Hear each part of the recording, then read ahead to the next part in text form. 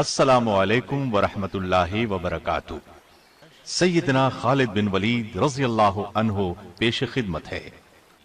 ایک عظیم جرنیل کی کہانی جس نے روم اور فارس کے ایوانوں میں لرزہ طاری کر دیا، جسے نبی اکرم صلی اللہ علیہ وسلم نے سیف اللہ کا خطاب دیا۔ تو آئیے سنتے ہیں سیدنا خالد بن ولید رضی اللہ عنہ۔ اللہ کی راہ میں جہاد کرو جیسا کہ جہاد کرنے کا حق ہے، اسی نے تمہیں برگزیدہ بنایا ہے اور تم پر دین کی کسی بات میں تنگی نہیں ڈالی، اور تمہارے لیے تمہارے باپ ابراہیم کا دین پسند کیا۔ اللہ نے پہلے یعنی پہلی کتابوں میں تمہارا نام مسلم رکھا تھا، اور اس کتاب میں بھی تمہارا یہی نام رکھا ہے۔ جو مسلمان گھروں میں بیٹھ رہتے اور لڑنے سے جی چراتے ہیں اور کوئی عذر نہیں رکھتے، وہ اور جو اللہ کی راہ میں اپنے مال اور جان سے لڑتے ہیں، وہ دونوں برابر نہیں ہو سکتے۔ اللہ نے مال اور جان سے جہاد کرنے والوں کو بیٹھ رہنے والوں پر درجے میں فضیلت بخشی ہے، اور گو نیک وعدہ سب سے ہے، لیکن اجر عظیم کے لحاظ سے اللہ نے جہاد کرنے والوں کو بیٹھ رہنے والوں پر فضیلت بخشی ہے۔ نبی اکرم صلی اللہ علیہ وسلم کا ارشاد ہے، کوئی شخص جنت میں داخل ہو جائے اور پھر اس سے کہا جائے کہ تو لوٹ کر دنیا میں چلا جا، ساری دنیا کی دولت اور حکومت تجھے دی جائے گی، تو وہ کبھی جنت سے نکل کر دوبارہ دنیا میں آنے پر راضی نہ ہوگا، سوائے شہید کے، جو یہ تمنا ظاہر کرے گا کہ مجھے دنیا میں بھیج دیا جائے تاکہ میں پھر جہاد کر کے شہید ہوں، اسی طرح 10 مرتبہ زندہ کر کے دنیا میں بھیجا جاؤں، پھر شہید ہو کر آؤں، کیونکہ اللہ کی راہ میں شہید ہونے والا بڑے اعزاز و اکرام کا مشاہدہ کرے گا۔ نبی صلی اللہ علیہ وسلم نے یہ بھی فرمایا، میری تمنا ہے میں اللہ تعالی کی راہ میں قتل کیا جاؤں اور پھر مجھے زندہ کیا جائے، پھر قتل کیا جاؤں، پھر زندہ کر دیا جائے، پھر قتل کیا جائے۔ قرآن کریم کی آیات اور احادیث مبارکہ آپ نے ملاحظہ فرمائی، ان سے جہاد کی فضیلت بخوبی واضح ہے۔ تو کیوں نہ آج اسلام کے ایک عظیم مجاہد سیدنا خالد بن ولید رضی اللہ عنہ کی زندگی کے حیرت انگیز، چونکا دینے والے اور جہاد کی روح کو بیدار کر دینے والے واقعات سنیں۔ آپ کا جواب یقیناً ہاں میں ہوگا، تو پھر سنیے۔ سیدنا خالد بن ولید غزوہ احد میں ابھر کر سامنے آئے۔ یہ اس وقت کفار مکہ کے لشکر میں شامل تھے اور ایک دستے پر سالار تھے۔ نبی کریم صلی اللہ علیہ وسلم نے احد کے میدان میں ایک چھوٹی پہاڑی پر، جسے جبل عینین یا جبل رمات کہتے ہیں، 50 کے قریب تیر اندازوں کو مقرر فرمایا تھا۔ احد پہاڑ اور اس پہاڑی کے درمیان ہموار میدان ہے جہاں یہ جنگ ہوئی۔ اس پہاڑی پر تیر اندازوں کو اس لیے مقرر فرمایا تھا تاکہ دشمن پیچھے سے حملہ نہ کر سکے۔ احد کی لڑائی شروع ہوئی، مسلمان بے جگری سے لڑے اور کفار کے پاؤں اکھڑ گئے، وہ بدحواس ہو کر بھاگے، مسلمان ان کا پیچھا کرنے لگے اور مال غنیمت لوٹنے لگے۔ ایسے میں پہاڑی پر موجود تیر انداز دستے نے بھی پہاڑی چھوڑ دی اور مال غنیمت لوٹنے کے لیے میدان کی طرف دوڑ پڑے۔ اگرچہ نبی کریم صلی اللہ علیہ وسلم نے انہیں تاکید فرمائی تھی، تم لوگ اس پہاڑی سے نہ ہٹنا، لیکن انہوں نے خیال کیا یہ حکم اس وقت تک کے لیے تھا جب تک کفار شکست کھا کر بھاگ نہ کھڑے ہوں۔ ان کے سالار عبداللہ بن زید نے انہیں روکا بھی تھا، لیکن وہ نہ رکے، وہ اپنے چند ہمراہیوں کے ساتھ وہیں کھڑے رہے۔ ادھر بھاگتے دشمنوں میں سے خالد بن ولید کی نظر اس پہاڑی پر پڑی۔ ان کی تیز نظر نے فوراً بھانپ لیا کہ اس طرف سے مسلمان غافل ہیں اور ان پر دوبارہ حملہ کیا جا سکتا ہے۔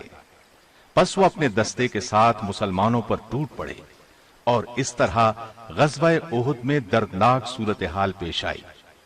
یہ خالد بن ولید کی جنگی صلاحیت تھی جس نے مسلمانوں کے پاؤں اکھاڑ دیے۔ گویا اسلام لانے سے پہلے بھی یہ اپنی صلاحیتوں کا لوہا منوا چکے تھے۔ اسلام نے ان کی شخصیت میں جو جلا پیدا کی، اب اس کا حال سنیے۔ اپنے اسلام لانے کا واقعہ خود انہی کی زبانی سنیے۔ فرماتے ہیں، خالد بن ولید فرماتے ہیں، اسلام قبول کرنے سے پہلے میں قریب ہر مارکے میں رسول اللہ صلی اللہ علیہ وسلم کے مقابلے میں خم ٹھونک کر آیا، لیکن ہر مرتبہ آپ کا رعب اور دبدبہ میرے دل پر طاری ہوا، یہاں تک کہ اللہ تعالی نے میرے دل میں اسلام کی محبت پیدا کر دی۔ ایک مرتبہ رسول اللہ صلی اللہ علیہ وسلم اپنے صحابہ رضی اللہ عنہم کو میدان جنگ میں ظہر کی نماز پڑھا رہے تھے۔ میں نے دل میں سوچا یہ بہت اچھا موقع ہے، اس وقت حملہ کر دیا جائے تو مسلمانوں کو زبردست نقصان پہنچایا جا سکتا ہے، لیکن حوصلہ نہیں پڑ رہا تھا۔ مجھے یوں لگا جیسے کوئی غیبی طاقت مجھے روک رہی ہے۔ پھر نبی صلی اللہ علیہ وسلم نے اسی میدان میں عصر کی نماز پڑھائی۔ ایک بار پھر سوچا حملہ کروں، لیکن قدم آگے نہ بڑھے۔ اس وقت میں نے جان لیا پردہ غیب سے ان کی مدد ہو رہی ہے۔ یہ یقیناً خطہ عرب بلکہ پوری دنیا پر غالب آئیں گے۔ جب مکہ فتح ہو گیا اور نبی صلی اللہ علیہ وسلم مدینہ واپس تشریف لے گئے تو اس وقت میں اپنے بارے میں سوچنے لگا، اب میں کیا کروں؟ کہاں جاؤں؟ حبشہ چلا جاؤں یا شاہ ہرقل کے پاس چلا جاؤں؟ اپنا آبائی مذہب چھوڑ کر یہودی ہو جاؤں یا عیسائیت اختیار کر لوں، یا کسی عجمی ملک کی راہ لوں، یا اپنے گھر میں بیٹھ رہوں؟ غرض طرح طرح کے سوال ذہن میں آ رہے تھے۔ انہی خیالات میں گم تھا کہ مجھے اپنے بھائی کا خط ملا۔ اس نے لکھا تھا، پیارے بھائی، میرے آقا نبی صلی اللہ علیہ وسلم نے ایک دن مجھ سے آپ کے بارے میں پوچھا تھا کہ خالد کہاں ہے؟ تو میں نے عرض کیا کہ اے اللہ کے رسول صلی اللہ علیہ وسلم، ایک دن میں خالد کو ضرور آپ کی خدمت میں لے آؤں گا۔ یہ ہو نہیں سکتا کہ میرا ذہین اور فہیم بھائی اسلام جیسی نعمت سے محروم رہ جائے۔ میں خط کے یہ الفاظ پڑھ کر جھوم اٹھا۔ آپ نے مجھے یاد فرمایا تھا۔ اسی دوران میں نے ایک گہری نیند میں خواب دیکھا۔ کیا دیکھتا ہوں، ایک تنگ و تاریک اور بے آب و گیاہ جگہ سے سرسبز، شاداب اور کھلے میدان کی طرف جا رہا ہوں۔ آنکھ کھلی تو دل میں ایک خوشگوار احساس پیدا ہوا اور میں نے مدینے جانے کا پختہ ارادہ کر لیا۔ ساتھ ہی میں نے خواہش کی کہ مدینے کی طرف جانے کے لیے کوئی ساتھی مل جائے۔ میں نے عثمان بن طلحہ رضی اللہ عنہ سے اپنے دلی ارادے کا ذکر کیا۔ وہ خوشی سے میرے ساتھ چلنے کے لیے تیار ہو گیا۔ آخر ہم روانہ ہوئے۔ دوران سفر عمرو بن عاص رضی اللہ عنہ ملے۔ انہوں نے مجھ سے پوچھا، کہاں جا رہے ہو؟ میں نے بتایا، اسلام کی کشش مجھے مدینے کی طرف کھینچے لے جا رہی ہے۔ پھر میں نے ان سے پوچھا، اور آپ کا ارادہ کہاں کا ہے؟ انہوں نے کہا، یہی جذبہ لے کر میں گھر سے نکلا ہوں۔ اب ہم تینوں ایک ساتھ چل پڑے۔ یکم سفر 8 ہجری کو مدینہ طیبہ میں نبی صلی اللہ علیہ وسلم کی خدمت میں حاضر ہوئے۔ میں نے نہایت ادب اور احترام سے آپ کو سلام کیا۔ آپ نے مسکراتے ہوئے میرے سلام کا جواب دیا۔ میں نے کلمہ پڑھ کر اسلام میں داخل ہونے کا اعلان کیا۔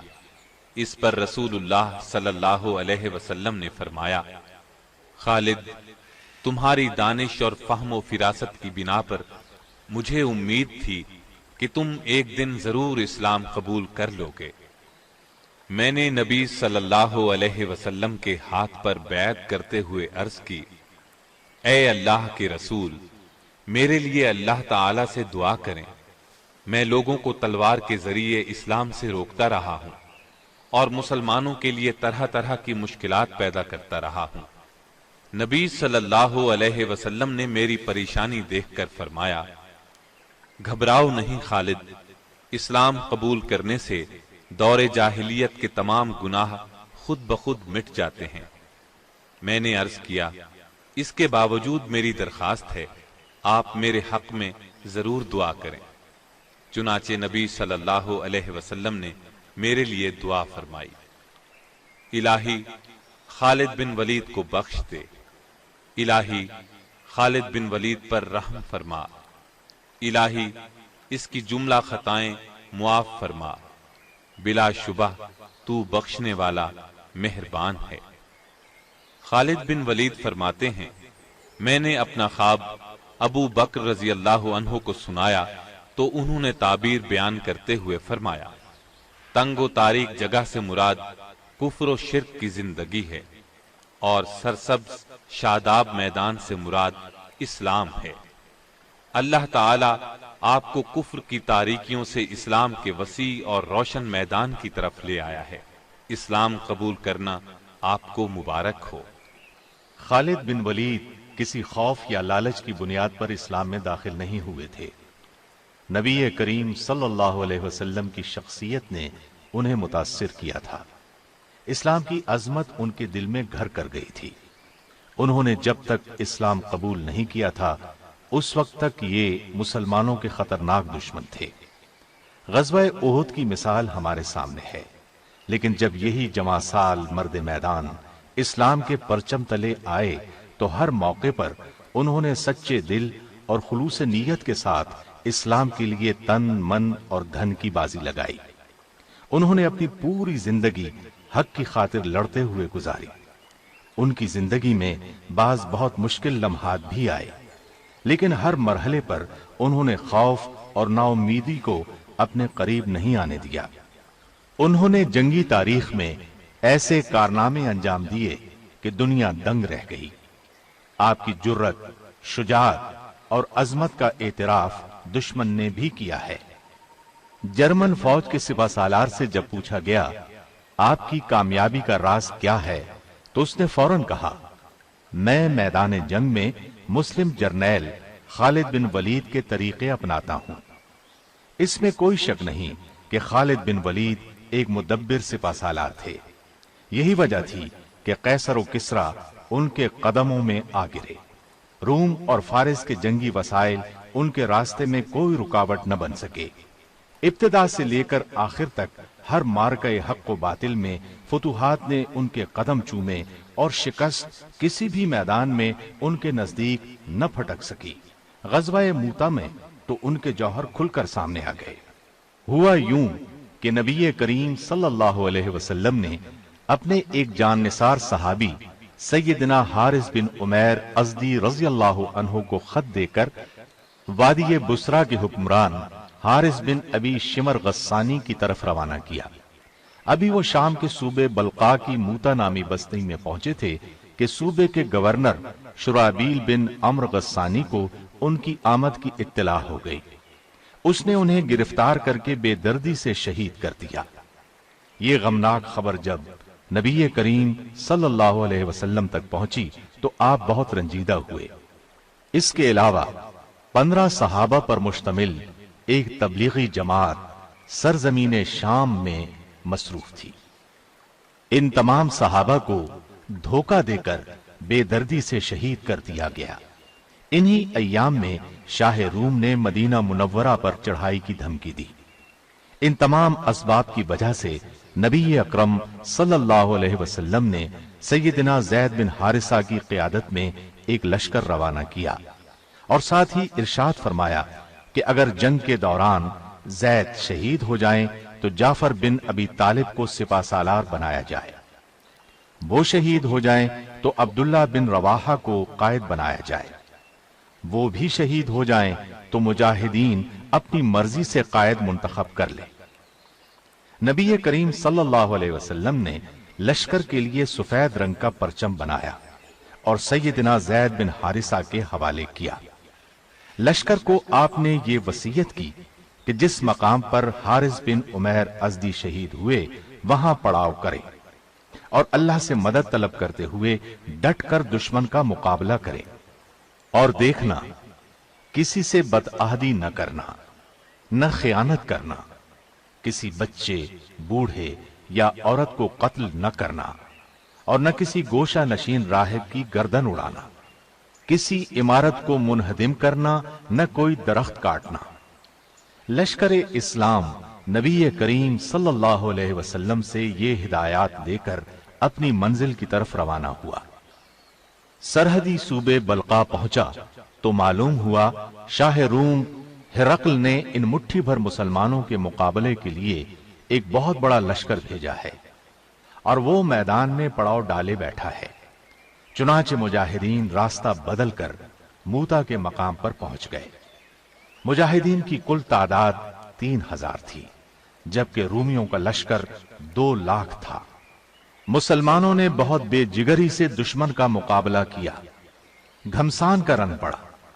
سیدنا زید بن حارثہ نے اپنی قائدانہ ذمہ داری کا احساس کرتے ہوئے بہت زوردار حملہ کیا، اپنی مٹھی بھر فوج کے ساتھ چاروں طرف سے دشمن پر ٹوٹ پڑے۔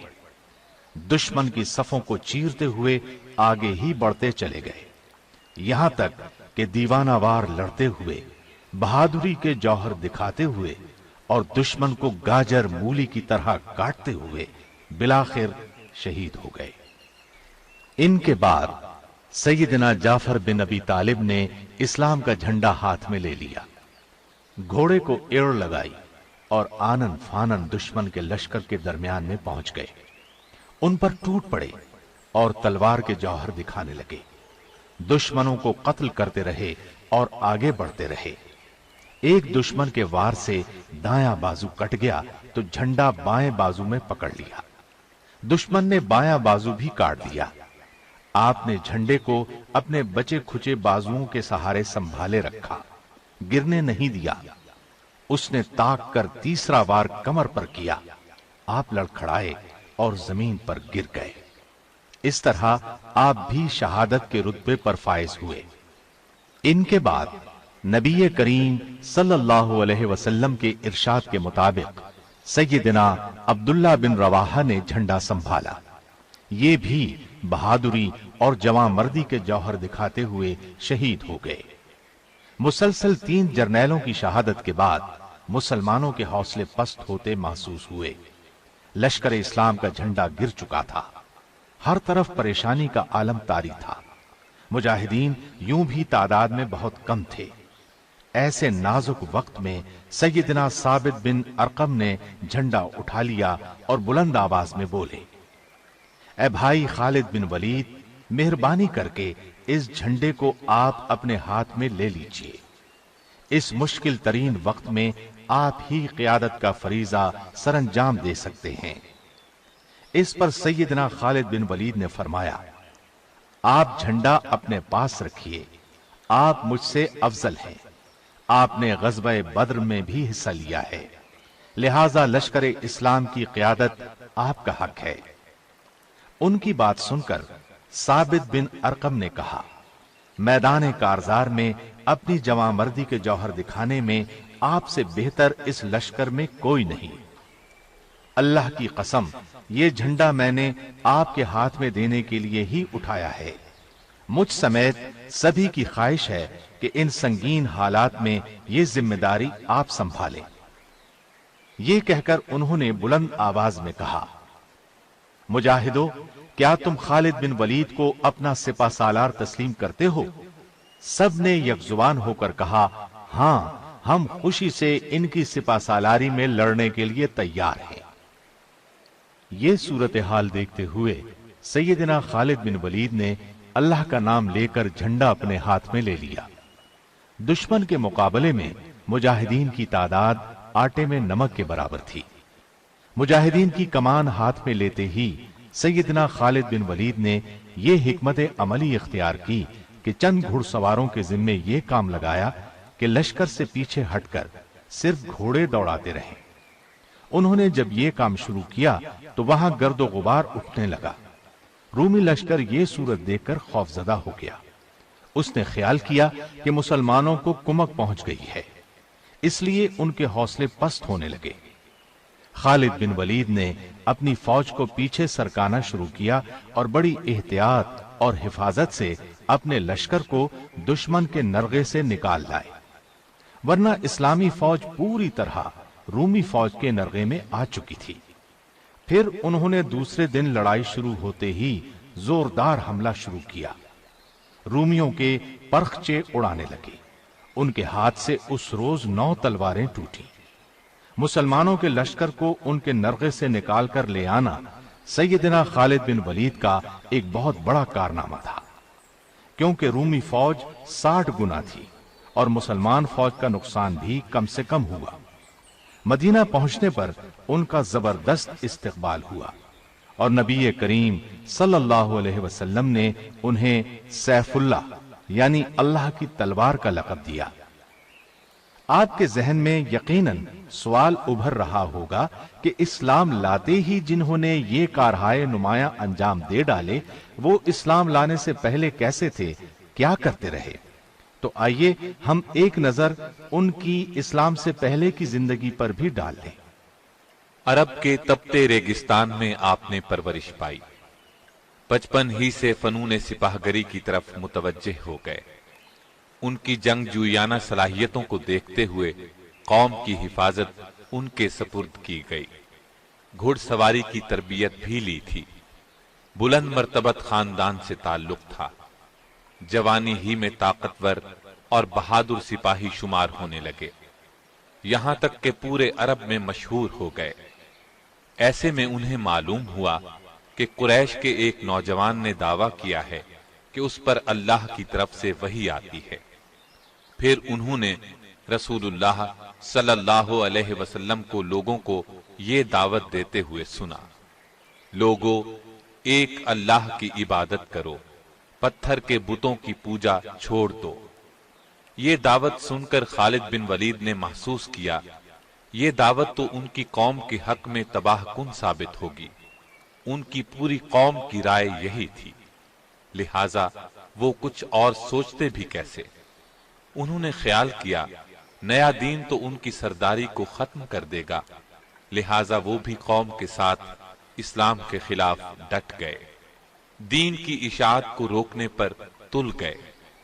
انہوں نے مسلمانوں کے خلاف کئی جنگوں میں حصہ لیا، انہیں بہت نقصان پہنچایا۔ اس کے باوجود انہیں یہ محسوس ہوتا رہتا تھا کہ قریش چاہے کچھ بھی کر لیں، اسلام کی دعوت کو روک نہیں سکیں گے۔ انہوں نے قریش کے ساتھ مل کر نبی صلی اللہ علیہ وسلم اور آپ کے صحابہ کو ستانے کا کوئی موقع ہاتھ سے نہ جانے دیا، مسلمانوں کا مکے میں رہنا ناممکن بنا دیا۔ آخر مسلمان مدینے ہجرت کر گئے۔ دین کے تحفظ کے لیے انہوں نے جوابی جنگ کی ٹھانی، چنانچہ غزوہ بدر کا معرکہ ہوا۔ قریش کے بہت سے سردار مسلمانوں کے ہاتھوں مارے گئے یا قیدی بنا لیے گئے۔ قریش کی اس ذلت آمیز شکست نے خالد بن ولید کو آگ بگولا کر دیا۔ وہ سوچ بھی نہیں سکتے تھے کہ مسلمان اتنی جلدی اس قدر مضبوط بھی ہو سکتے ہیں۔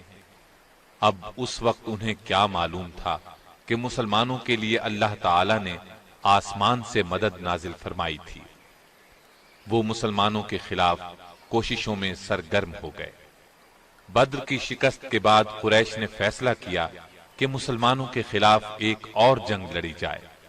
اسلام کو مٹانے کے لیے 3000 کی فوج تیار کی، ساز و سامان سے اس فوج کو لیس کیا گیا اور ارد گرد کے قبائل سے مسلمانوں کے خلاف دشمنی کا معاہدہ کیا۔ اس کے بعد مدینے کی طرف روانہ ہوئے۔ احد کے مقام پر مسلمانوں سے سامنا ہوا، جن کی کل تعداد 700 تھی۔ اس لڑائی کا حال ہم بیان کر ہی چکے ہیں، اس میں ان کے جوہر کھل کر سامنے آئے تھے، لیکن قریش نے اس موقع سے فائدہ نہ اٹھایا۔ اس طرح مسلمان پھر پاؤں جمانے کے قابل ہو گئے۔ یہ دیکھ کر خالد بن ولید نے تہیہ کر لیا تھا کہ عرب کے دوسرے قبیلوں کا تعاون حاصل کر کے مسلمانوں کی دعوت کا یکسر خاتمہ کر دیا جائے۔ چنانچہ انہوں نے عرب قبائل کے 10,000 افراد کا ایک بڑا لشکر جمع کیا۔ اسی لیے اس جنگ کو جنگ احزاب کہا جاتا ہے۔ احزاب عربی میں حزب کی جمع ہے، جس کے معنی گروہ کے ہیں، یعنی اس موقع پر سارے اسلام دشمن گروہ اور قبیلے جمع ہو گئے تھے۔ عرب قبیلوں اور اسلام دشمن طاقتوں پر مشتمل اس لشکر نے مدینے کی طرف پیش قدمی کی۔ خالد اور قریش کے دوسرے لوگوں نے طے کیا تھا کہ وہ مدینے کو لوٹ لیں گے اور مسلمانوں کو غلام بنا کر مکے واپس لے جائیں گے۔ خالد بن ولید کو اس بات کا علم نہیں تھا کہ جنگ احد میں مسلمانوں کی شکست کا سبب کیا تھا۔ 50 سواروں میں سے بعض نے رسول اللہ صلی اللہ علیہ وسلم کی ہدایت پر عمل نہیں کیا تھا، اسی کا نتیجہ شکست کی صورت میں نکلا تھا۔ یہ لشکر مدینے کے مضافات میں پہنچا تو خالد بن ولید اور ان کے ساتھی یہ دیکھ کر حیرت زدہ رہ گئے کہ مسلمانوں نے شہر کو بچانے کے لیے اس کے ارد گرد ایک چوڑی خندق کھود لی ہے۔ خالد ایک تجربہ کار جنگجو ضرور تھے، لیکن یہ عسکری تدبیر ان کے لیے بالکل نئی چیز تھی۔ ان لوگوں نے بار بار خندق پار کرنے کی کوشش کی، لیکن ہر بار ناکام ہوئے۔ مسلمان پوری طرح چوکس تھے۔ جس طرف سے بھی خندق پار کرنے کی کوشش کی گئی، مسلمان آڑے آئے اور ایسے ہر دشمن کا صفایا کرتے رہے جو خندق پار کرنے کی کوشش کرتا تھا۔ محاصرے کو جب 1 ماہ گزر گیا اور کچھ بن نہ پڑا تو خالد بن ولید مایوس ہو گئے۔ انہیں یقین تھا کہ مسلمان ہتھیار نہیں ڈالیں گے۔ پھر اللہ کے حکم سے تیز آندھی چلی، اس نے کفار کو تتر بتر کر دیا، خیمے اڑا کر رکھ دیے۔ لشکر میں ہولناک افراتفری مچ گئی۔ خالد بن ولید نے انہیں روکنے کی کوشش کی، ان کا حوصلہ بڑھانے کی کوشش کرتے رہے، لیکن وہ لوگ اچھی طرح محسوس کر چکے تھے کہ مسلمان ہتھیار نہیں ڈالیں گے۔ آخر قریش بھاگ کھڑے ہوئے۔ دشمنوں سے نجات پانے کے بعد رسول اللہ صلی اللہ علیہ وسلم اور صحابہ کرام نے عمرے کا ارادہ فرمایا۔ وہ معمولی ہتھیاروں کے ساتھ اس امید پر مکے کی طرف روانہ ہوئے کہ قریش انہیں عمرے سے نہیں روکیں گے، لیکن جب یہ لوگ مکے کے نزدیک پہنچے تو وہ آڑے آئے۔ انہوں نے خیال کیا مسلمانوں کی آمد ان کے لیے خطرہ ہے۔ ایسے میں خالد بن ولید کچھ سواروں کے ساتھ آگے بڑھے اور حدیبیہ کے مقام پر مسلمانوں کا راستہ روک لیا۔ انہوں نے مسلمانوں کو للکارا، لیکن وہ تو گھر سے لڑنے کے لیے نہیں آئے تھے، لہذا خاموش رہے۔ آخر رسول اللہ صلی اللہ علیہ وسلم نے قریش کے ساتھ ایک صلح نامہ طے کیا۔ طے یہ پایا کہ مسلمان اور قریش مکہ 10 سال تک نہیں لڑیں گے، اور یہ کہ مسلمان اب واپس مدینے چلے جائیں، آئندہ سال عمرہ کرنے کے لیے آئیں۔ اس معاہدے کی کچھ اور شرائط بھی تھیں۔ بعض مسلمانوں کے خیال میں وہ شرائط پسندیدہ نہیں تھیں، مگر انہوں نے رسول اکرم صلی اللہ علیہ وسلم کے سامنے دم مارنے کی جرأت نہ کی۔ بعد میں یہ بات ثابت ہو گئی کہ صلح کی شرائط مسلمانوں کے حق میں بہت مفید ثابت ہوئی تھی۔ اس صلح نامے کو باقاعدہ تحریری شکل دی گئی۔ خالد بن ولید اس دوران میں مسلمانوں کی حرکات اور سکنات دیکھتے رہے۔ وہ دیکھ رہے تھے کہ مسلمان کس طرح رسول اللہ پر جان چڑکتے ہیں۔ انہوں نے اس حد تک کسی کو کسی کا احترام کرتے نہیں دیکھا تھا۔ اسلام کی دعوت دینے کے وہ کس قدر شوقین تھے، یہ بھی انہیں اندازہ ہوا۔ اس روز کے بعد سے ان پر ایک مایوسی کی حالت طاری ہو گئی۔ حقیقت یہ تھی کہ وہ اسلام کی سچائی کو پوری طرح محسوس کرنے لگے تھے، لیکن اعلانیہ یہ بات کہنے کا حوصلہ ابھی ان میں پیدا نہیں ہوا تھا۔ آخر کار انہوں نے محسوس کر لیا کہ اب تک وہ جس راستے پر چلتے رہے ہیں اس میں سوائے تاریکی کے اور کچھ نہیں ہے۔ اسلام کی روشنی انہیں اپنے اندر جذب ہوتی محسوس ہوئی۔ اس طرح انہوں نے اسلام قبول کرنے کا فیصلہ کر لیا۔ ان کے اسلام لانے کی تفصیل ہم آپ کو سنا ہی چکے ہیں۔ اسلام لانے کے بعد خالد بن ولید اسلام کے سچے سپاہی بن گئے اور اسلام پر سختی سے کاربند ہو گئے۔ اسلام کے دفاع کے لیے ہر دم تیار رہتے تھے۔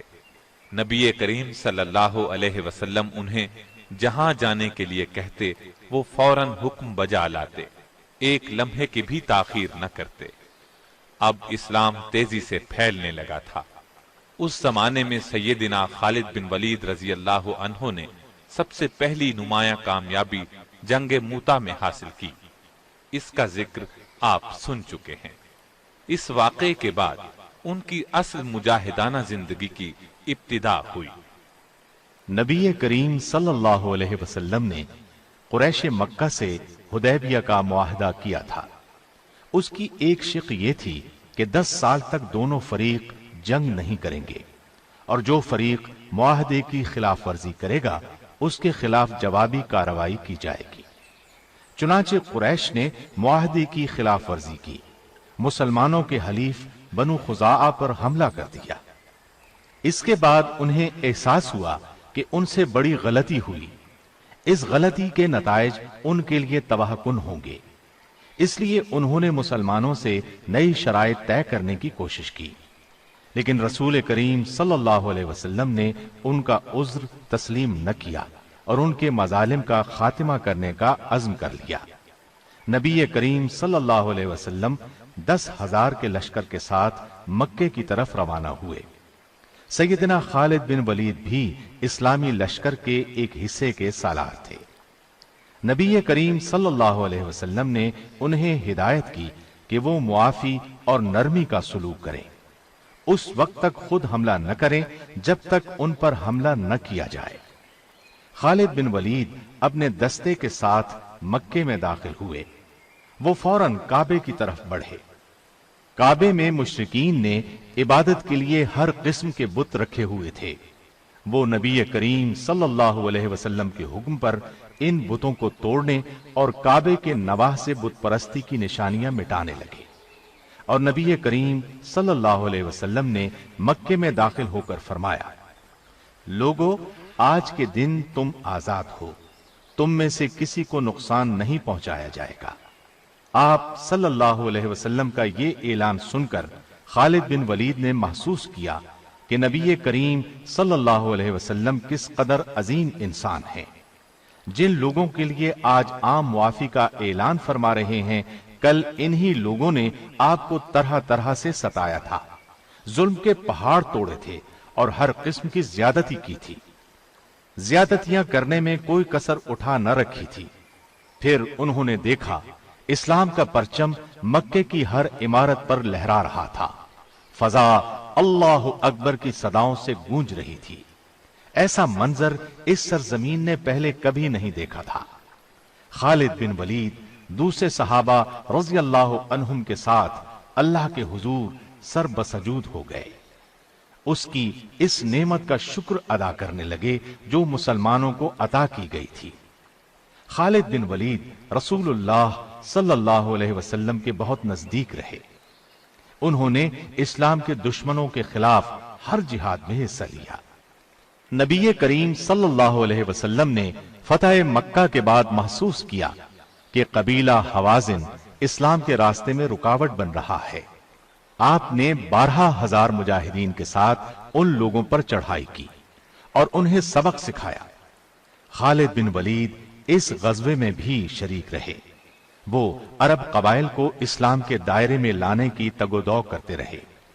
مکے کے ارد گرد کے قبائل پر غلبہ پانے کے بعد مدینہ واپس تشریف لائے اور حج کی تیاری شروع کر دی۔ پھر نبی کریم صلی اللہ علیہ وسلم کی قیادت میں 1,00,000 سے زائد مسلمان حج ادا کرنے کے لیے مکے کی طرف روانہ ہوئے۔ سیدنا خالد بن ولید بھی آپ کے ساتھ تھے۔ انہوں نے میدان عرفات میں نبی کریم صلی اللہ علیہ وسلم کا خطبہ بہت غور سے سنا اور سمجھ گئے کہ آپ کی رحلت کا وقت قریب آ پہنچا ہے۔ حج کے سفر سے واپسی پر نبی کریم صلی اللہ علیہ وسلم علیل ہو گئے۔ تمام صحابہ رضی اللہ عنہم بہت اداس تھے۔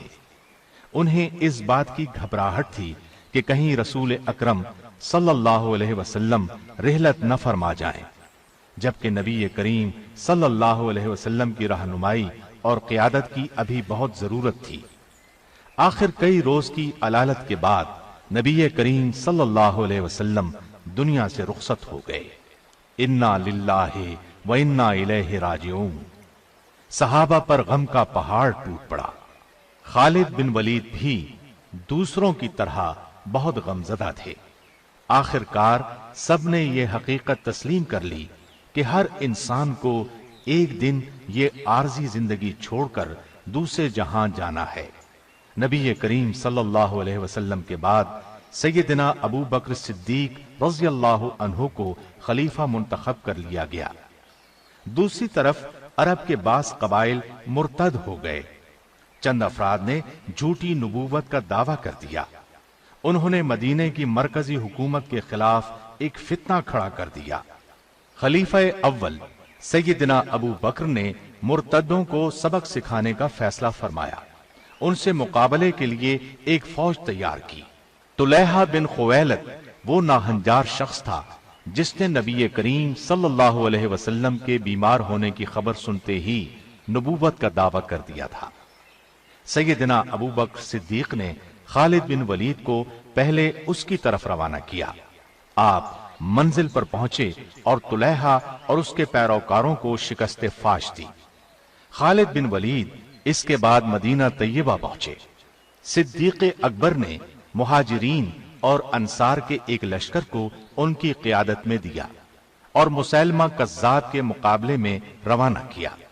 ये भी झूठी नबूवत का दावेदार था और उसने अपने गिर्द बेशुमार मुर्तद जमा कर लिए थे। गोया एक लश्कर उसके साथ था।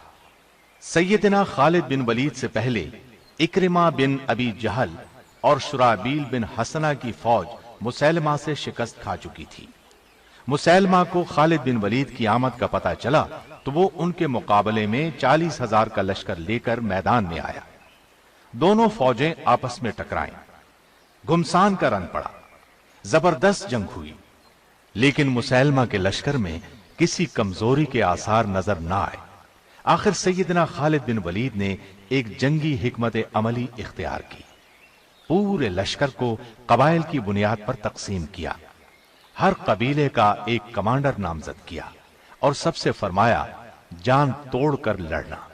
अब मैं देखूंगा कि कौन सा कबीला जंग में पसपाई इख्तियार कर रहा है और कौन सा पेश कदमी कर रहा है। इस तरह हर कबीले ने बेजिगरी से मुकाबला किया। इस तरह मुसैलमा की फौज के पांव उखड़ गए। वो पसपा होते होते एक बाग में दाखिल हो गया। बाग के गिर्द मजबूत चार दीवारी थी। अंदर दाखिल होते ही मुर्तदों ने बाग का दरवाजा बंद कर लिया। दरवाजा इंतहाई मजबूत था, उसको तोड़ना आसान नहीं था। दूसरी तरफ दीवार बहुत ऊंची थी, उसको फलांग जाना भी मुमकिन नहीं था। मुसलमानों ने बाग को चारों तरफ से घेर दिया और दरवाजा तोड़ने की कोशिश की, लेकिन दरवाजा न टूटा। ये सूरत हाल देखकर एक सहाबी सैयदना बरा बिन आजिब ने जज्बे जिहाद से सरशार होकर अपने साथियों से कहा, मुझे उठाकर दीवार के ऊपर से बाग में फेंक दो। मुसलमानों ने ऐसा ही किया। उनको हाथों और पैरों से पकड़कर झूला दिया और उछाल दिया। ये दीवार के ऊपर से होते हुए ऐन दरवाजे के दूसरी तरफ बाग के अंदर गिरे। ये निडर, फुर्तीला, बहादुर, जफाकश और जांबाज सहाबी फजा में लहराता बाग में गिरा तो मुसैलमा की फौज में भगदड़ मच गई। उन्होंने ख्याल किया कि न जाने आसमान से क्या बला नाजिल हुई है, लेकिन सैयदना बरा बिन आजिब ने फौरन दरवाजा खोल दिया। दरवाजे का खुलना था कि लश्कर इस्लाम नारे तकबीर लगाता हुआ दुश्मन पर टूट पड़ा। एक बार फिर घुमसान की लड़ाई शुरू हो गई। मुसैलमा कज़्ज़ाब वाशी बिन हर्ब के हाथों मारा गया। ये वही वाशी बिन हर्ब हैं जिनके हाथों गज़वा उहुद में सैयदना हमजा रजी अल्लाह अन्हो नबी करीम सल्लल्लाहु अलैहि वसल्लम के प्यारे चचा ने जामे शहादत नोश फरमाया था। इसके बाद ये वहशी बिन हर्ब मुसलमान हो गए थे और आज उनके हाथों इस्लाम का ये बदतरीन दुश्मन अपने अंजाम को पहुंचा। इसके अलावा उसकी फौज के करीबन 1000 अफराद भी मारे गए। बाग के अंदर हर तरफ लाशें दिखाई दे रही थीं। इसके बाद उस बाग का नाम हदीकतुल मौत यानी मौत का बागीचा मशहूर हो गया। इस जंग को जंगे यमामा कहा जाता है। सरजमीन इराक पर सैयदना खालिद बिन वलीद की क़ियादत में पहली जंग ज़ातुस सलासिल लड़ी गई। इसे जंगे हुज़ैर भी कहा जाता है। हुज़ैर खलीज फारिस के करीब वाक़े है। मदीने से बसरा जाते हुए पहले हुज़ैर आता है। यहाँ का हाकिम हुर्मुज था। ये ईरान की हुकूमत के मातहत था। उसकी टोपी में हीरे जड़े हुए थे। सैयदना खालिद बिन वलीद 10,000 मुजाहिदीन के साथ इराक की जानिब रवाना हुए। इराक की सरहद पर पहुंचे तो सैयदना मुसन्ना बिन हारिसा 8,000 मुजाहिदीन के साथ उनसे आ मिले। अब खालिद बिन वलीद ने लश्कर को 3 हिस्सों में तकसीम किया। एक हिस्से का सालार मुसन्ना बिन हारिसा को, दूसरे का अदी बिन हातिम को मुकर्रर किया। तीसरे हिस्से की क़ियादत खुद अपने हाथ में ली। उधर हुर्मुज ने अपनी फौज की सफबंदी इस तरह की कि दाएं और बाएं हिस्से पर शाही खानदानों के जफाकश शहजादे बतौर सालार मुकर्रर किए। मैदान जंग में जमे रहने के लिए तमाम फौजी जवानों ने अपने आप को जंजीरों में बांध लिया। अरबी में जंजीरों को सलासिल कहते हैं। इसी मुनासिबत से इस जंग का नाम जंगे ज़ातुस सलासिल मशहूर हुआ। जंग शुरू करने से पहले सैयदना खालिद बिन वलीद ने ईरानियों को इस्लाम की दावत दी। उनके इनकार पर आखिर जंग का आगाज हुआ। हुर्मुज की फौज ने इस मैदान में पहले पहुंचकर दरिया पर कब्जा कर लिया था। सैयदना खालिद बिन वलीद ने यह देखकर अपनी फौज को सहरा की तरफ पेश कदमी का हुक्म दिया। वहां सूरज आग उगल रहा था। आखिरकार वो काजिमा नामी मकाम पर पहुंच गए। इस तरह उन्होंने दुश्मन को पानी के चश्मे छोड़ने पर मजबूर कर दिया। आखिर दुश्मन से टकराव हुआ। हुर्मुज उनके मुकाबले में आया। खालिद बिन वलीद ने उस पर ऐसा कारी वार किया कि वो अपने ही खून में नहाकर घुटनों के बल गिरा। हुर्मुज के कत्ल से ईरानी फौज का जोश जाता रहा। मुसलमानों का रोब उनके दिलों में बैठ गया। इसके बाद पुरजोश हमलों की ताब न लाकर वो मुंतशिर हो गए। फारसियों का बहुत ज्यादा नुकसान हुआ। मुसलमानों ने उनका ताक़ुब किया और बेशुमार फारसियों को तहस नहस कर दिया। इस तरह उन्हें मुसलमानों के हाथों शर्मनाक शिकस्त से दो चार होना पड़ा। इस जंग की नुमायां बात यह थी कि खालिद बिन वलीद ने दुश्मन की जंगी हिकमत अमली को नाकाम बना दिया और उन्हें अपनी हिकमत अमली के तहत लड़ने पर मजबूर कर दिया। जंग के बाद उन्होंने मदीने में माले गनीमत में शामिल एक हाथी भी भेजा। मदीने के लोगों ने जिंदगी में पहली बार हाथी देखा। वो इस कदर डील डॉल वाले अजीबो गरीब जानवर को देखकर हैरान रह गए। इस लड़ाई में हुर्मुज की एक टोपी भी हाथ लगी। इस टोपी में निहायत बेशकीमत हीरे जवाहिरात जड़े हुए थे। माले गनीमत की तकसीम के वक्त ये टोपी सैयदना खालिद बिन वलीद के हिस्से में आई। इसकी कीमत का अंदाजा लगाया गया। वो करीबन 1 लाख दिरहम की साबित हुई। पै दर पै फतूहात ने जहां कुफार के अंदर हलचल मचा दी थी, वहां मुसलमानों के हौसले बहुत बुलंद कर दिए थे। मुसलमानों का सैले रवां किसी के रोके रुक नहीं रहा था। बिला शुबहा ये दौर मुसलमानों की तारीख का ताबनाक तरीन दौर था। हीरा और उबुल्लाह के दरमियान दरियाए फुरात के किनारे इल्लीस नामी इलाका है। इराक में आबाद अरब कबाइल ने ईरानियों के साथ मिलकर इस्लामी लश्कर का मुकाबला करने का प्रोग्राम तरतीब दिया। ये कबाइल मुसलमानों से पै दर पै शिकस्त खाने के बाद मुसलमानों के खिलाफ बिफरे हुए थे। चुनाचे इस इलाके में जमा हुए। उधर सैयदना खालिद बिन वलीद ने इस मकाम पर पहुंचकर दुश्मन पर हमला किया। दुश्मन के लश्कर में नामी गिरामी शाहसवार मालिक बिन कैस मौजूद था। वो आपके मुकाबले पर आया। आपने एक ही वार में उसे ढेर कर दिया। ये मंजर देखकर दुश्मन फौज पर हैबत तारी हो गई। लश्कर के लिए खाना तैयार था, लेकिन उन पर ऐसा खौफ तारी हुआ कि खाना मैदान में छोड़कर भाग निकले।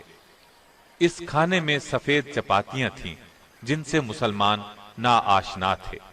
उन्होंने ऐसा खाना पहली मर्तबा देखा था। मुसलमानों ने भागते हुए दुश्मन का ताक़ुब किया और उन्हें काटते चले गए। इस लड़ाई को जंगे इल्लीस कहते हैं। काफिरों के 70,000 के करीब आदमी मारे गए। इसके बाद सैयदना खालिद बिन वलीद हीरा की तरफ मुतवज्जे हुए। अरब कबाइल को काबू में रखने के लिए जरूरी था कि हीरा पर कब्जा किया जाए। इसलिए इस अजीम जर्नैल ने हीरा का रुख किया। ये इलाका भी दरियाए फुरात के किनारे वाक़ था। सैयदना खालिद बिन वलीद ने कश्तियों के जरिए रास्ता तय किया। उधर हीरा के गवर्नर को इस्लामी लश्कर की पेश कदमी का इल्म हुआ। उसने अपने बेटे की कमान में बहुत से जंगजू रवाना किए ताकि मुसलमानों की पेश कदमी को हीरा से पहले ही रोक दिया जाए। गवर्नर का बेटा खालिद बिन वलीद के मुकाबले में आया। वो उनके हाथों कत्ल हुआ। बेटे के कत्ल की खबर सुनकर गवर्नर घबरा गया और किले में बंद हो गया। हीरा में बहुत मजबूत और आलीशान किले तामीर किए गए थे ताकि जरूरत के वक्त उनको अपनी हिफाजत के लिए काम में लाया जाए। लिहाजा अहले हीरा मुजाहिदीन से खौफजदा होकर किले में चले गए। मुजाहिदीन ने भी किले का मुहासरा कर लिया। एक दिन और एक रात मुहासरा जारी रहा। आखिर किसी तरह चंद मुजाहिदीन किले में दाखिल हो गए। अहले हीरा पहले ही हौसला हार चुके थे, इसलिए सुलह पर आमादा हो गए। उन्होंने सालाना 1,90,000 दिरहम जिज़िया अदा करना कबूल किया और यह भी तय हुआ कि अहले हीरा मुजाहिदीन के लिए ईरान के खिलाफ जासूसी की खिदमात अंजाम देंगे। तय पाया कि मुजाहिदीन उनकी इबादतगाहों को कोई नुकसान नहीं पहुंचाएंगे। सैयदना खालिद बिन वलीद ने 1 साल हीरा में क़याम किया। इस 1 साल के अरसे में इर्द गिर्द फौजी दस्ते भेजकर नुमाया कामयाबियां हासिल की। सैयदना खालिद बिन वलीद की देरीना ख्वाहिश थी कि इस्लामी रियासत की शिमाली सरहदों पर रोमियों का कला कमा किया जाए। चुनाचे उन्होंने 36,000 का लश्कर जमा किया। दिलेर और तजर्बाकार सालारों को उसकी क़ियादत सौंपी। लश्कर को कई दस्तों में तकसीम किया। उन्हें हुक्म दिया कि अलग अलग दस्तों की सूरत में आगे बढ़ें और यरमूक के मकाम पर जा मिलें। इस्लामी लश्कर जब तयशुदा प्रोग्राम के मुताबिक यरमूक के मकाम पर जमा हुआ तो पता चला कि उनके मुकाबले में 2 लाख का लश्कर सफारा हो चुका है। इस्लामी लश्कर के सालारों ने आपस में मशवरा किया और इस नतीजे पर पहुंचे कि दानिशमंदी का तकाजा यह है कि खलीफा को इस सूरत हाल की इत्तला दी जाए। मदीने में सैयदना अबू बकर सिद्दीक को सूरत हाल का इल्म हुआ तो उन्होंने खालिद बिन वलीद की तरफ कासिद रवाना किया। वो उस वक्त इराक के महाज पर थे। कासिद के जरिए उन्हें खलीफा का पैगाम मिला कि वो शाम पहुंचकर रूमियों के खिलाफ इस्लामी लश्कर की क़ियादत करे। खालिद बिन वलीद रवाना हो गए। उनका सफर बहुत मुश्किल था। सहरा में से सफर करते हुए वो अपने 8,000 सिपाहियों के साथ आखिर यरमूक में मौजूद इस्लामी लश्कर से जा मिले। उन्होंने एहतियात से सूरत हाल का जायजा लिया। लड़ाई का बाकायदा मंसूबा तैयार किया। उन्होंने देखा कि इस्लामी लश्कर 4 सालारों के तहत बटा हुआ है। इस वजह से एक मुत्तहिदा जंग लड़ना मुश्किल होगा। उन्होंने सालारों से मशवरा किया। उन्हें कायल किया कि सब दस्ते इकट्ठे कर लें ताकि कामयाब लड़ाई लड़ी जा सके। उस वक्त उन्होंने फौज के सामने ये तकरीर की, हमारा आज का दिन अल्लाह के लिए वक्फ है। دشمن پر فخر یا غصے کے اظہار کا کوئی فائدہ نہیں ہوگا۔ اخلاص کے ساتھ اس جہاد میں حصہ لو اور اللہ کی خوشنودی کے حقدار بن جاؤ۔ اپنے ساتھیوں سے انہوں نے یہ درخواست کی کہ پہلے روز فوج کی کمان انہیں سنبھالنے دی جائے۔ سب سالار ان کی کمان پر رضامند ہو گئے۔ جنگ شروع ہونے سے پہلے رومی سالار حامان نے خالد بن ولید سے ملاقات کی خواہش ظاہر کی۔ وہ ملاقات کے لیے تیار ہو گئے۔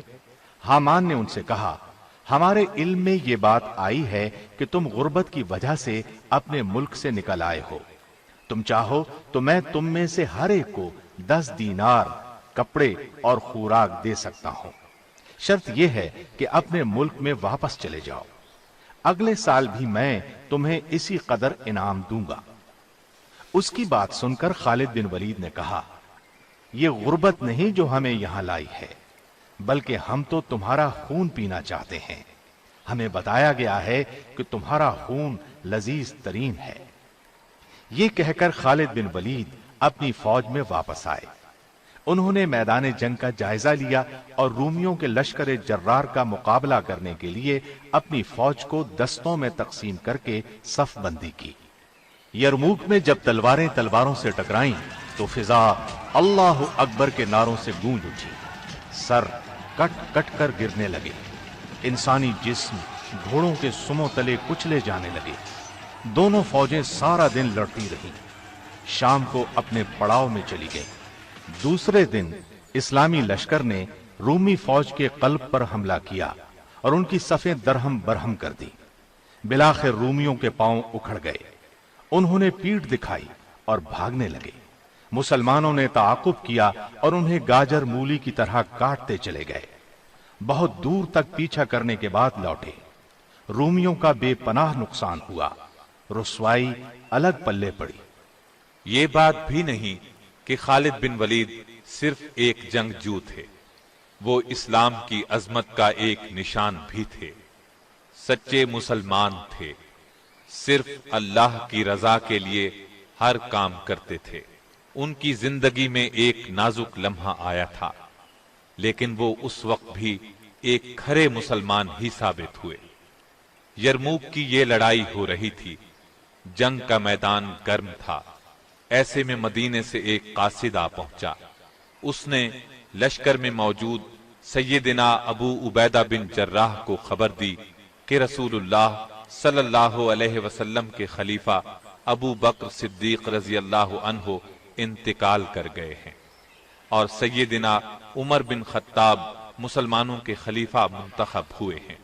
انہوں نے خالد بن ولید کو لشکر کی کمان سے معزول کر دیا اور آپ کو ان کی جگہ سپہ سالار مقرر کیا ہے۔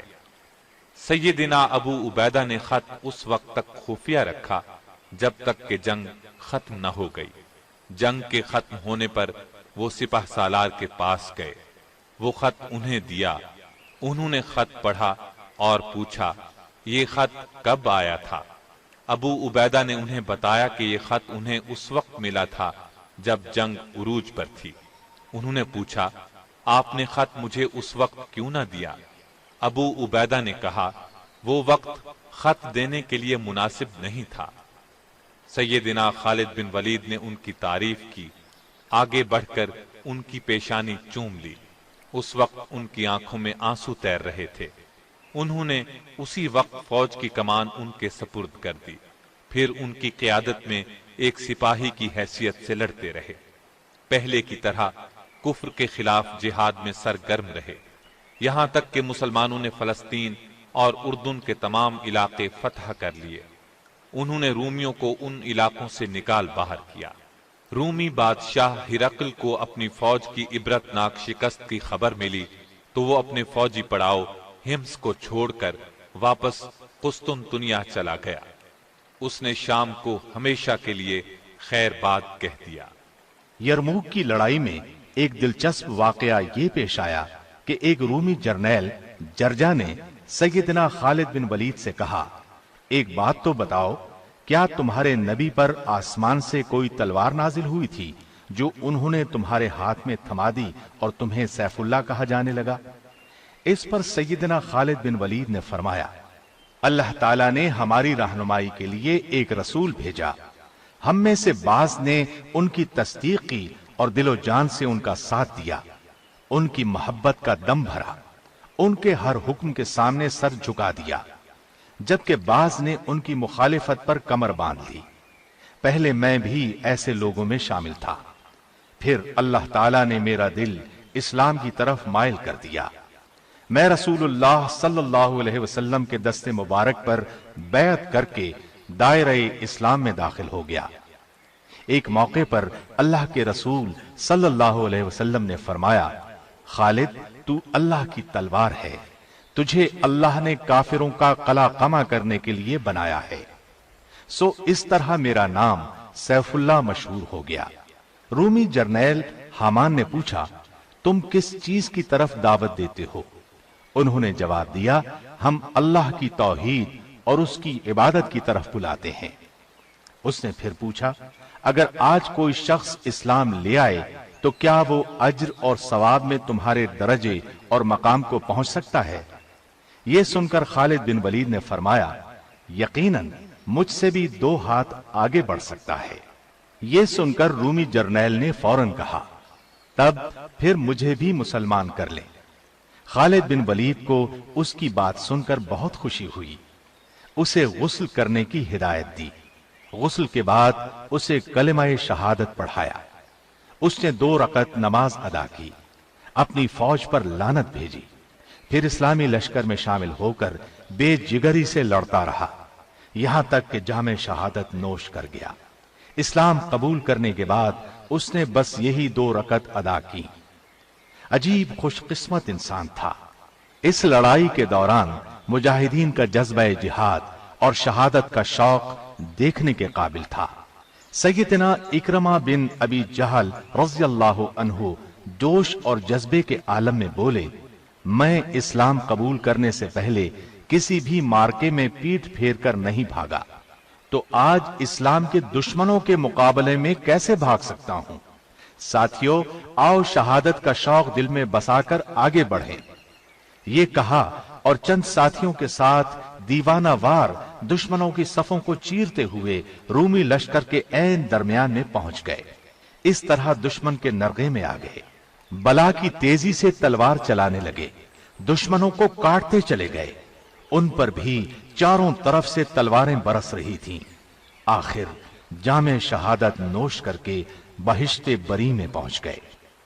خالد بن ولید نے کافروں کے خلاف بے شمار جنگیں لڑی، اسلام کے لیے اپنا سب کچھ وقف کر دیا۔ تمام تر تجربے اور ذہانت سے کام لیتے ہوئے اللہ کا نام بلند کرنے کی ہر ممکن کوشش کی، اور عین ان دنوں میں جبکہ ان کی سپہ سالاری کا جادو سر چڑھ کر بول رہا تھا، جب ان کی جنگی تدبیریں اچھے اچھوں کے چھکے چھڑا رہی تھیں، جب وہ فتوحات پر فتوحات حاصل کرتے ہوئے آگے ہی آگے بڑھتے چلے جا رہے تھے، اور ان کے آگے باندھا جانے والا ہر بند گھاس پھوس کی مانند اڑتا چلا جا رہا تھا، امیر المومنین سیدنا عمر فاروق رضی اللہ عنہ کا حکم انہیں ملتا ہے۔ خط کے الفاظ تھے، آپ کو اسلامی لشکر کی سپہ سالاری سے معزول کیا جاتا ہے۔ یہ خبر چھوٹی سی خبر نہیں تھی، یہ خط کوئی معمولی خط نہیں تھا، ایک ایسے زبردست عظیم سپہ سالار کی معزولی کا حکم تھا جسے نبی کریم صلی اللہ علیہ وسلم نے اپنی زبان مبارک سے سیف اللہ کا خطاب دیا تھا۔ اس خط میں ان کی معزولی کا حکم تھا۔ اس اللہ کے بندے نے اس حکم کو انتہائی صبر، سکون اور رضامندی سے قبول کیا۔ شکایت کا ایک لفظ بھی اس کی زبان سے نہ نکلا۔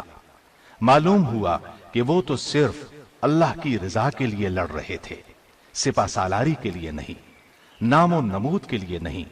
سپہ سالاری سے معزول ہونے کے بعد انہوں نے یہ نہیں کیا کہ سب کچھ چھوڑ کر اپنے گھر آ گئے۔ انہوں نے ایک سچے مجاہد کی حیثیت سے اسلام کے دشمنوں سے لڑائی پھر بھی جاری رکھی۔ سیدنا عمر فاروق سے جب اس حیرت انگیز اور انوکھے فیصلے کے بارے میں پوچھا گیا، ان سے سوال کیا گیا، آپ نے خالد بن ولید کو کیوں معزول کر دیا؟ تو آپ نے جواب دیا، میں نے خالد بن ولید کو کسی غلطی یا جرم کی سزا کے طور پر معزول نہیں کیا، بلکہ میں نے یہ فیصلہ اس لیے کیا کہ مسلمان کہیں یہ گمان نہ کر لیں کہ انہیں فتوحات خالد بن ولید کی وجہ سے ہو رہی ہیں۔ فتوحات ہمیں اللہ تعالیٰ کی مہربانیوں سے ہو رہی ہیں۔ بہرحال سپہ سالاری چھوڑ کر ایک عام سپاہی کی حیثیت سے لشکر میں شامل رہنا اور اسلام کے دشمنوں سے جنگ جاری رکھنا ان کا ایک ناقابل فراموش کارنامہ ہے۔ تاریخ ایسی مثالیں پیش کرنے سے قاصر ہے۔ یہ عظیم جرنیل اپنی زندگی میں شہادت کی تمنا کرتا رہا، زندگی بھر دشمن سے لڑتا رہا۔ اس کے جسم پر کوئی حصہ ایسا نہیں تھا جہاں زخم کا نشان موجود نہ ہو، لیکن اللہ کی قدرت، شہادت کی موت ان کے نصیب میں نہیں تھی۔ دشمن جس کا نام سن کر کانپ جاتا تھا، وہ اپنی زندگی کے آخری دنوں میں ہمس شہر میں بستر پر لیٹا تھا اور آنسو بہاتے ہوئے غمگین انداز میں کہہ رہا تھا، افسوس، آج میں بستر کی موت مر رہا ہوں۔ اللہ کی قسم، میں نے شہادت کے شوق میں بے شمار جنگیں لڑیں، میرے بدن کا کوئی جوڑ، کوئی حصہ ایسا نہیں جس پر تیر یا تلوار کے زخم کا نشان نہ ہو، لیکن مجھے شہادت کی موت نہ مل سکی۔ اور ان الفاظ کے ساتھ ہی ان کی روح پرواز کر گئی۔ انا للہ و انا الیہ راجعون۔ ان کے انتقال کی خبر جب امیر المؤمنین سیدنا عمر فاروق کو ملی تو آپ بہت رنجیدہ ہوئے، اور جب آپ کو پتہ چلا کہ انہوں نے ایک گھوڑا اور جنگ میں استعمال ہونے والے ہتھیاروں کے سوا پیچھے کچھ نہیں چھوڑا تو آنکھوں میں بے اختیار آنسو آ گئے اور فرمایا، خالد واقعی عظیم انسان تھا۔ ان کا جنازہ اٹھایا گیا تو والدہ نے غم میں ڈوبے ہوئے لہجے میں کہا، میرے بچے، تو بلا شبہ ہزاروں میں ایک تھا، شیر سے بڑھ کر دلیر تھا اور دریا سے بڑھ کر سخی تھا۔ تو نے امت مسلمہ کا دفاع اسی طرح کیا جس طرح شیر اپنے بچوں کی حفاظت کرتا ہے۔ اللہ کا سایہ تم پر سدا رہے۔ میری دلی دعا ہے کہ آخرت میں تجھے راحت، آرام اور چین نصیب ہو۔ تو زندگی بھر میری آنکھوں کی ٹھنڈک اور دل کا سرور بنا رہا۔ اللہ تجھے آخرت میں خوشیاں نصیب کرے۔ بیٹا، میں تجھے رب کریم کے سپرد کرتی ہوں۔ خالد بن ولید رضی اللہ عنہ کو ہمس میں دفن کیا گیا۔ وہ آئندہ نسلوں کے لیے اس بات کی علامت بن گئے کہ اس زمانے کے مسلمان کس قدر دلیر اور بہادر تھے۔ آپ رضی اللہ عنہ نے 21 ہجری میں وفات پائی۔ اللہ تعالیٰ ان پر بے شمار رحمتیں نازل کرے، آمین۔